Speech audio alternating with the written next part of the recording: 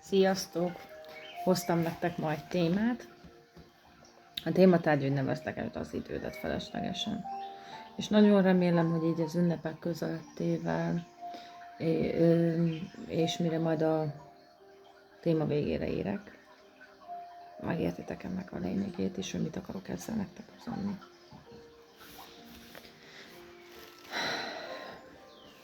Amikor megkérdezik, melyik a legnagyobb hiba, amit elkövetünk életünk során, Buddha azt mondta, az a legnagyobb hiba, ha azt hiszed, hogy van időd. Habár az idő ingyenes, mégis megfizethetetlen. Nem sajátíthatod ki, de használhatod. Nem tarthatod meg, de eltöltheted. És ha egyszer elmúlt, soha nem kaphatod vissza. Egy átlagember 78 évet él. 28 évet töltünk ebből alvással. Ez majdnem egyharmada az életünknek. Mégis 30%-unk nagyon rossz alvó. 10,5 évet töltünk munkával. De több mint 50%-unk ott akarja hagyni a jelenlegi munkahelyét, mert nem érzi ott jól magát. Az idő sokkal értékesebb, mint a pénz. Több pénzt kaphatsz, de több időt sohasem. 9 évet töltünk el a social médiában, 6 évet házi munkával, 4 évet tevéssel és ivással, 3,5 évet tanulással, 2,5 évet tisztálkodással, ugyanennyit vásárlással, 1,5 évet gyerekneveléssel, több mint 1 évet utazással, mindössze 9 évünk maradt. Te hogyan töltöd ezt az időt?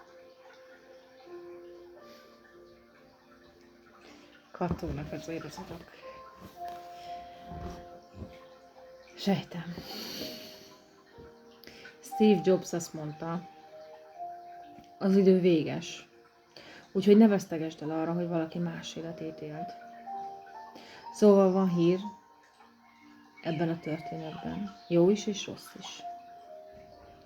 A rossz hír az, hogy az idő elrepül. A jó hír pedig az, hogy ennek az időnek te vagy a pilótája. És most akkor képzeld el, hogy minden reggel 8.640.000 forintot kapsz a számládra. És a nap végére az összes eltűnik. Akár elköltötted, akár nem. Aztán a következő nap újból kapsz 8.640.000 forintot. De mit tennél vele? Tudnátok. Na most akkor 86.400 másodpercet helyezd le az életed számláján. Nap végére, amikor az összeset felhasználhatod, kapsz újabb 86.400 másodpercet.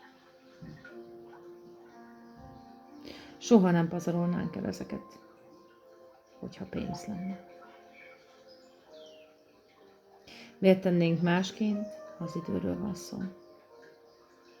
Azok a másodpercek sokkal értékesebbek, mint a pénz. Mert több pénzed mindig lehet, de több időt sohasem. Minden nap 86.400 másodperccel kevesebb. És hogy megértsd egy évnek az értékét, kérdezd meg egy olyan diákot, aki évet ismételt, vagy megértsd egy hónap értékét, kérdezd meg egy olyan édesanyját, aki utolsó hónapban vesztette el a babáját. Hogy megértsd egy hét értékét, kérdezd meg egy magazin szerkesztőt. hogy megértsd egy óra értékét, kérdezd meg egy olyat, aki éppen távkapcsolatban él. Hogy megismerd egy perc értékét, kérdezd meg egy olyat, aki a buszt, vonatot vagy akár a repülőt késte. Hogy megértsd egy másodpercnek az értékét, kérdezd meg egy olyan embert, aki éppen elkerült a balesetet. Hogy ráébredj egy tized másodperc mennyire fontos, kérdezd meg egy olimpiai versenyzőt. Mennyire fontos is az.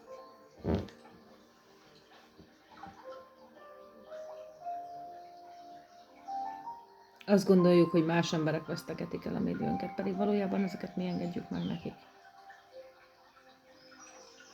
És a valóságban ez a két ember mind bennünk él. Az egyik is, és a másik is. Ne engedd meg neki, hogy más valaki fontosabb legyen. Amikor te csak egy lehetőség vagy. Ugye? Nagyon sok ember, akivel körbe vagyunk véve. Hány embernek vagyunk napi szinten csak lehetőség? És hogy kell ezzel nekünk foglalkozni? Kellenek-e ezek az emberek az életünkbe? Kiforognak az életünkből, talán jobb lehet? Mennyire vagyunk békében önmagunkkal? Mennyire találod meg az önmagad útját? Ha egyedül vagy? Jobban vagy önmagaddal?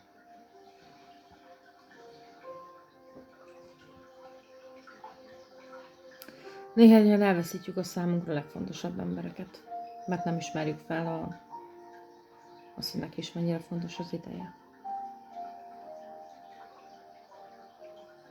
Néhányan nem ismerjük azt fel, hogy mennyire fontos valaki, de még el nem veszítjük úgy véglegesen.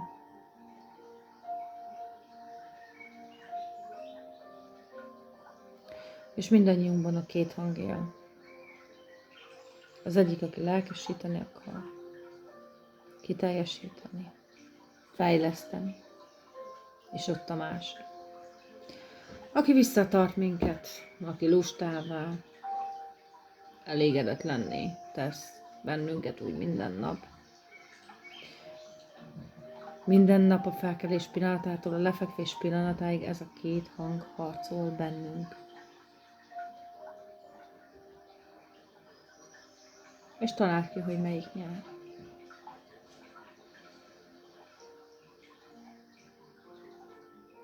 Amelyikre hallgat, és amelyiket táplálunk, jó táplálod, amelyiket felerősíted. Mi döntésünk, hogy hogyan használjuk fel az időnket. Az élet és az idő a két legjobb tanár az életben. Az élet tanára megtanítja jól felhasználni az időnket, és az idő tanára megtanítja értékelni az életet. És akkor én most William Shakespeare mondatával, üzenetével búcsúznék tőletek. Az idő túl lassú azoknak, akik várnak. Túl gyors azoknak, akik félnek. Túl hosszú azoknak, akik gyászolnak.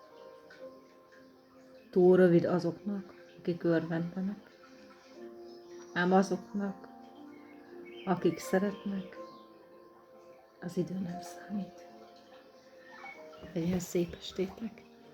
Ha elakadtatok, vagy bármivel segíteni tudok, akkor Angyalterápia Bogival. Sziasztok, szép estét!